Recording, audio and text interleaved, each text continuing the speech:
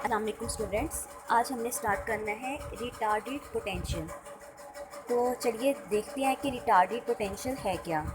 Retarded potential is that potential which is generated by the time varying current in past. बेटा retarded potential एक ऐसा potential है जो generate होता है करंट वेरिंग टाइम की वजह से। ठीक है, टाइम वेरिंग करंट जो होता है मतलब ऐसा करंट जो मुसलसल टाइम के साथ वेरी कर रहा है, तो उसकी वजह से जो पोटेंशियल जनरेट होगा वो क्या कहलाएगा, रिटार्डेड पोटेंशियल। तो बेटा यहाँ देखिए ये एक वेव बनी है, तो देखिए इस वक्त जो पोटेंशियल होगा आफ्टर टाइम टी, अगर हम ये पॉइंट लें मतलब इस पॉइंट पर जो पोटेंशियल होगा वही पोटेंशियल इस टाइम मतलब यहाँ इस पॉइंट पर होगा। तो इसका मतलब ये है ना कि that potential which is generated by the time varying current in past, मतलब पास्ट में जो करंट में चेंज आया है उसके इक्वल पोटेंशियल आ जाएगा। तो देखिए यहाँ जो पोटेंशियल है, अगर आप इस पॉइंट पर पोटेंशियल निकालना चाहो तो ये पोटेंशियल किसके इक्वल आएगा, पास्ट में इस पॉइंट पर जो पोटेंशियल था उसके इक्वल आएगा। तो ये हमारे पास क्या है, रिटार्डेड पोटेंशियल। मतलब ये टाइम टी प्राइम ले लें, टाइम टी प्राइम पर आपने पोटेंशियल निकाला तो ये पोटेंशियल जो था एग्जैक्ट इस पोटेंशियल के साथ मिल रहा था जो कि टाइम टी के लिए था। ठीक है ना, वो पास्ट में जो टाइम में मतलब जो पोटेंशियल था वो हमारा जो गिवन टाइम पर जो पोटेंशियल है वो इस पोटेंशियल के इक्वल आ जाएगा। क्यों, क्योंकि यहाँ क्या है, टाइम वेरिंग करंट, क्योंकि करंट जो है वो मुसलसल वेरी कर रहा है।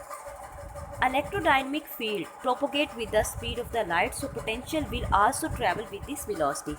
इलेक्ट्रोडाइनमिक फील्ड जो होती है वो बेटा स्पीड, लाइट की स्पीड से ट्रैवल करती है। तो इस तरह जो पोटेंशियल जो है, ठीक है, मतलब इलेक्ट्रोडाइनमिक फील्ड जो है वो ट्रैवल कर रही है स्पीड ऑफ लाइट। ठीक है, स्पीड ऑफ लाइट के साथ ट्रैवल कर रही है। तो बेटा इस फील्ड के साथ जो पोटेंशियल होगा वो पोटेंशियल भी जो है वो स्पीड ऑफ लाइट के साथ ट्रैवल करेगा। Therefore it at any point effect of change become delay। तो इसलिए किसी भी टाइम पर जो है वो हम लोग किसी भी पॉइंट पर इसका जो इफेक्ट हो जाएगा वो क्या हो जाएगा, डिले हो जाएगा। मतलब इसका डिले का मतलब क्या है कि देखो बेटा इलेक्ट्रोडाइनमिक फील्ड जो है वो स्पीड ऑफ लाइट के साथ ट्रैवल कर रही है, मतलब बहुत तेज़ी से जा रही है। तो देखिए इस पॉइंट पर मतलब इतनी तेज़ी से गुजरी कि इस पॉइंट पर आप पोटेंशियल मेजर नहीं कर सके। आपने क्या किया, इस पॉइंट पर पोटेंशियल मेजर कर दिया। ठीक है, इस पॉइंट पर पोटेंशियल मेजर किया, लेकिन यहाँ जो पोटेंशियल होगा वो एग्जैक्ट इस पोटेंशियल के इक्वल आएगा। तो इसलिए क्या है, therefore at any point effect of change become delay. ठीक है ना, उसका आप पोटेंशियल में जो चेंज आ रहा है तो आप उस वक्त मेजर नहीं कर सकते, मतलब टाइम वेरिंग है ना, मतलब वो स्पीड ऑफ लाइट के साथ ट्रैवल कर रही है वेव। तो देखिए इतनी तेज़ी से वो गुजरी कि आप इस पॉइंट पर पोटेंशियल मेजर नहीं कर सके, बल्कि आपने कहाँ जाके पोटेंशियल नोट किया, इस पॉइंट पर। तो चूँकि ये टाइम वेरिंग करंट है तो जितना पोटेंशियल इस पॉइंट पर होगा उतना ही पोटेंशियल जो है वो इस पॉइंट पर होगा। और इसको बोलते हैं retarded potential. Maxwell equation in terms of electrodynamic potential are.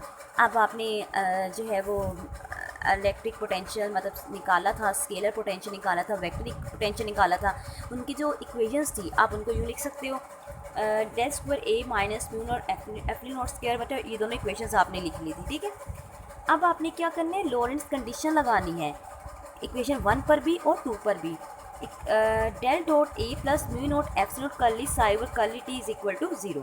मतलब ये टर्म बन गई, ये है ना, del dot A plus mu naught epsilon curly phi over curly T 0, और यहाँ भी del dot A plus mu naught epsilon curly phi over curly T. मतलब ये टर्म भी 0 हो गई, ये पूरी यहाँ से यहाँ तक क्या मतलब इसकी जगह आपने क्या पुट किया, 0। 0 के साथ जब इसके साथ मल्टीप्लाई किया तो आंसर क्या आ गया, 0। इस तरह ये टर्म भी 0 हो गई, पीछे ये दोनों बची और ये बचा।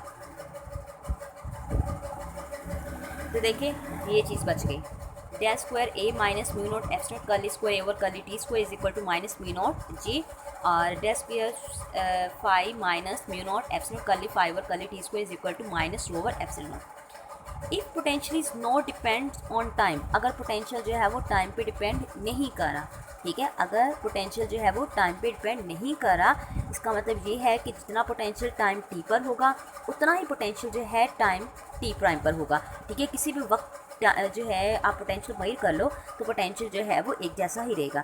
अब चूँकि टाइम पे डिपेंड नहीं करा तो हम यहाँ जो टाइम वाली टर्म है, ये जो टाइम वाली टर्म है, हम इसको क्या ले लेंगे, ज़ीरो ले लेंगे। ठीक है, यहाँ भी ज़ीरो पुट किया और यहाँ भी ज़ीरो पुट किया, ये टर्म भी ज़ीरो होगी और ये टर्म भी ज़ीरो होगी। क्यों? क्योंकि पोटेंशियल जो है वो टाइम पे डिपेंड नहीं करा। तो क्या बन जाएगी इक्वेशन ये वाली, del square A is equal to minus mu naught J के, और यहाँ del square phi is equal to minus rho over epsilon naught के। तो बेटा अगर इसके लिए हम इक्वेशन लिखना चाहिए, लिखना चाहें स्केलर पोटेंशियल के लिए और वेक्टर पोटेंशियल के लिए, तो स्केलर पोटेंशियल के लिए है फाई आर। अब यहाँ से टी रिमूव कर देना है, मतलब हम टी नहीं लगाएंगे। क्यों? क्योंकि पोटेंशियल जो है वो टाइम पे डिपेंड नहीं करा, सिर्फ किस पे डिपेंड कर रहा है, आर पे डिपेंड कर रहा है। आर क्या है? आर आप ये कह सकते हैं 2 पॉइंट्स के दरमियान जो डिस्टेंस है वो 1/4 pi epsilon naught rho R prime over R D S prime. इसी तरह हम लोग वेक्टर के लिए लिखेंगे तो ये चीज़ आ जाएगी। Where R is always the distance from the source point R prime to the field point R. ठीक है, फील्ड पॉइंट मैंने कल बताया था ना कि सोर्स पॉइंट क्या है और फील्ड पॉइंट क्या है। सोर्स से फील्ड पॉइंट के दरमियान जो डिस्टेंस होगा वो क्या कहलाएगा? आर कहलाएगा। तो बेटा आर प्राइम जो है वो हमारे लिए सोर्स के लिए, मतलब अगर सोर्स को रिप्रेजेंट करना है, सोर्स की पोजीशन को रिप्रेजेंट करना है तो हम आर प्राइम यूज़ करेंगे, और अगर फील्ड की पोजीशन को यूज़ करना है तो हम आर सिंपल आर यूज़ करेंगे। इन फिगर ए, बेटा ये फिगर देखें, ठीक है, ये कोई से भी फील्ड है, यहाँ हमने एक पॉइंट लिया है पी और एक लिया है और। ये बेटा पी हमारे पास है फील्ड पॉइंट, क्योंकि हमने इसको फील्ड के अंदर लिया है, और ये फील्ड के बाहर है तो ये आपके पास ओ क्या है? सोर्स पॉइंट है। तो बेटा फील्ड सोर्स पॉइंट के लिए हम जो है वो आर प्राइम यूज़ कर रहे हैं। ठीक है, सोर्स पॉइंट को रिप्रेजेंट करने के लिए हम आर प्राइम यूज़ करेंगे और फील्ड पॉइंट को रिप्रेजेंट करने के लिए आर यूज़ करेंगे। अब बेटा फील्ड पॉइंट और सोर्स पॉइंट के दरमियान जो डिस्टेंस है वो है आर है। और अगर अब हम ये बात करें कि ये देखिए, now electrodynamic news travel at the speed of the light in non static case, therefore it is not the status of the source right now that matters, but rather its conditions of the some earlier time called retarded time when the message left। अब बेटा यहाँ क्या कह रहा है? Electrodynamics news, मतलब electrodynamics जो है फील्ड जो है, न्यूज़ यहाँ क्या है? इलेक्ट्रोडायनेमिक फील्ड जो है वो स्पीड ऑफ लाइट के साथ ट्रैवल कर रही है इन नॉन स्टैटिक केस, मतलब स्टैटिक नहीं है, कांस्टेंट नहीं है। तो it is not the status of the source right now. अब हमने सोर्स को नहीं देखना, दैट मैटर, मतलब अब सोर्स को नहीं हम देखेंगे, but rather its condition of the some earlier time T R. हम देखेंगे कि इसका टाइम टी आर से पहले मतलब जो पहले टाइम गुजरा है उस वक्त इसकी कंडीशन क्या थी। ठीक है, तो अब इसके लिए हमें क्या करना होगा बेटा? इसका मतलब ये है कि अभी जो पहले आपने इक्वेशन निकाली है वो आपने कहा था कि फील्ड जो है वो टाइम पे डिपेंड नहीं करी, टाइम पे डिपेंड नहीं करी, लेकिन यहाँ क्या हो रहा है? यहाँ अब आपकी जो इलेक्ट्रोमैग्नेटिक फील्ड जो है वो टाइम पे डिपेंड कर रही है। ठीक है, टाइम पे डिपेंड कर रही है। तो टाइम में जो चेंज आ रहा है वो किस तरह फील्ड को चेंज कर रहा है? तो देखते हैं, since this message must travel a distance R, the delay is R over C. बेटा आर ओवर सी हमारे पास है कि कितना चेंज आया। हमने ये कहा ना, the status of the source right now that matters. ठीक है, it is not the status of the source right now that matters, but rather its condition of the some earlier time T. ठीक है, अब हमने source को नहीं देखना, मतलब सोर्स की कंडीशन को नहीं देख रहे, हम सिंपल ये देख रहे हैं कि आफ्टर टाइम टी कितना डिले आया। ठीक है, चले ज़रा देखें।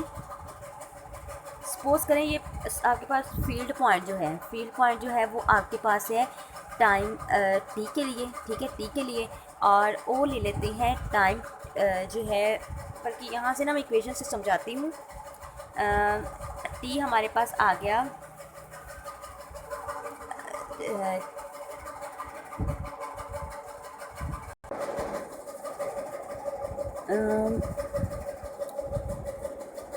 जी बेटा, यहाँ अगर हम टाइम ले लें टी, ठीक है, टाइम टी ले लें और ये टाइम ले लें टी टॉर। ठीक है, ये हमारे पास टाइम टी है और ये लेते हैं टाइम टी टॉर, और यहाँ पी और ओ के दरमियान जो डिस्टेंस आर है इसको हम लेंगे डिस्टेंस आर, या ये आप कह सकते हो कितना टाइम में चेंज आया है वो हम लेंगे आर ओवर सी। ठीक है, आर ओवर सी। अब अगर इस पॉइंट पर आपको टाइम का पता है जो कि t है, आपने इस पॉइंट पर टाइम निकालना है। तो बेटा अगर हम इस टाइम में से जितना चेंज आया है टाइम में उसको माइनस कर दें तो क्या हमारे पास ये टाइम आ सकता है, क्योंकि हम इतना जो है r/c क्रॉस करके यहाँ तक पहुँचे हैं ना। तो अगर यहाँ टाइम क्या था t टॉर्क, और P और O के दरमियान कितना टाइम में चेंज आया r/c, ठीक है, r/c, और r/c के बाद यहाँ टाइम बन जाता है t। अगर अब कहा जाता है कि टी टॉर्क निकालें तो हम रिवर्स जाएंगे, हम इस टाइम में से जितना चेंज आया उसको माइनस कर देंगे तो हमारे पास अगेन यही टाइम आ जाएगा। तो देखें डिले क्या है, r/c, टी आर निकालना है, t माइनस r/c, ठीक है। यहाँ पॉइंट क्या है, टी आर है, ठीक है, टी आर टाइम है। और टी आर का टाइम का मतलब क्या है, आप फील्ड पॉइंट के लिए टाइम निकाल रहे हो, फील्ड पॉइंट पर जो टाइम था वो निकाल रहे हो। और टी आर के पास क्या है, टी आर के पास सोर्स का टाइम है।